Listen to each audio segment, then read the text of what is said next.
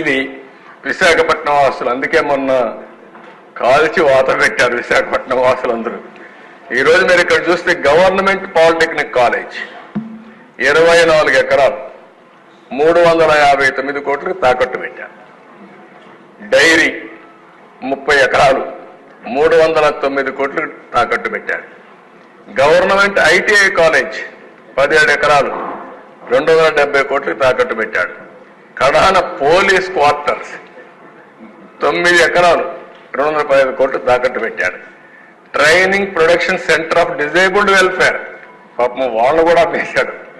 19 ఎకరాలు 157 కోట్లు పెట్టాడు. ఈ బంగ్లా 10 ఎకరాలు 203 కోట్లు.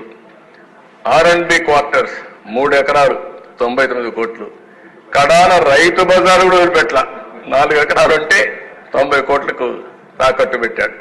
సర్క్యూట్ హౌస్ మనం ఉండే అప్పుడప్పుడు పోయి ఉంటారు, దాన్ని కూడా 3 ఎకరాలు 40 కోట్లు పెట్టాడు. పీడబ్ల్యూ ఆఫీస్ 4 ఎకరాలు 79 కోట్లు. కడాన సెరికల్చర్ 6 ఎకరాలు 47 కోట్లు. తహసీల్దార్ ఆఫీస్ సీతంధార 1 ఎకరా 34 కోట్లు. ఇంకా మిగిలినవన్నీ వీళ్ళు కబ్జా చేశారు, ఇవన్నీ తాకట్టు పెట్టారు.